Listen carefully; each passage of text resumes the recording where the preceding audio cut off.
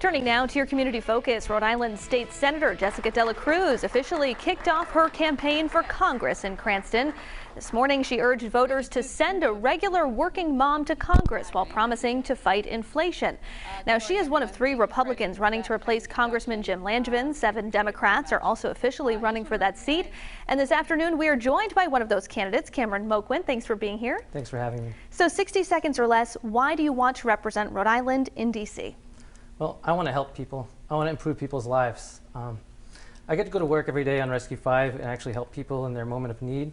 There's so much I can't do because a lot of what they're experiencing has to do with more social and economic disparity than actual medical problems. And the only way we can fix that is legislatively, I think. I'm also running because it's 2022 and people still experience a different America depending on the color of their skin. And I'm running because I think it's just unacceptable that people live in fear and anxiety because of how they identify. And I just won't stand for it. I'm going to fight for them, anyone else who's underserved or discriminated against. And, I'm going to be a fighter for them. I'm a man of the people, and I'm going to do it for them.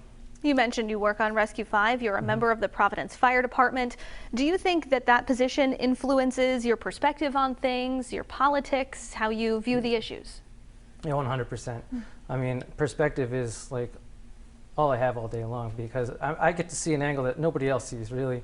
I mean, people at all stations of life need help, and I get to see them behind closed doors, and I see that everybody at their core and at their heart are basically the same, and that we all need kind of the same sort of help together.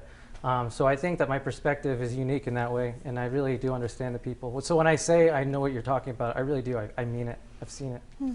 You've never held elected office before. You're a newcomer to the political scene. Why should the voters at home be certain that you are ready to represent them in Congress? Well, I've always sort of been here in my mind. Like, since a teenager, I always wanted to be in public service. I was a scout. I went to Washington on a trip where I met all the senators and the representatives. And even after I got my job on the fire department, I still went back to school and got a second degree in political science because I knew that this was going to be a step in my future. So I have always had it in the back of my mind, and people who know me know that I really do care. And I think that I'm going to take that with me to Washington. You and I were talking a little bit in the commercial break before we came on air. You're a lifelong Rhode Islander, grew up in Cranston, but now you live in East Providence, which is not technically in the 2nd Congressional District. It's not required, and some of the other candidates don't also live in the district. But there's been some conversation about whether it's important or not to live in the district you represent. Do you think it's important to live in the district? I do. I think it's important to know where the best clam cakes are. You got to be able to speak the language and know the people in the district, and to understand what they need, what the issues are.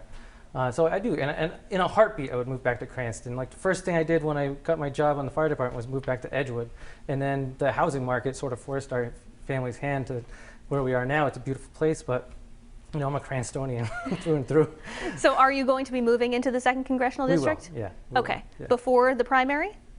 I think if the people make the decision that it's time for me to move back to the 2nd District, I will move back to the 2nd District. So after the primary? Truly, yeah. Okay, and that was my next question for you. There is a large field of candidates, as we've been talking about. It seems like every week someone else jumps into this race. Can voters be confident that you're going to stick this thing through the primary? Oh yeah, I'm here to the end. I'm going to fight right as hard as I can, because if I'm going to fight for the people of the 2nd District in Washington, it starts here. And this is the only way it's going to get done, so I'm going to take it all the way to the end. Less than 30 seconds. What's your #1 priority if you are elected? Okay, well, it's March now, and that's going to be November. So we've got the pandemic hopefully behind us by then. We're looking at Ukraine. Anything can happen. I think the most important thing is going to be to find common ground and find out what the issues that matter most are at that time and move from there. I have a lot of issues that I care about, and you can see them all on the internet, but they, I think it's important to be in the moment.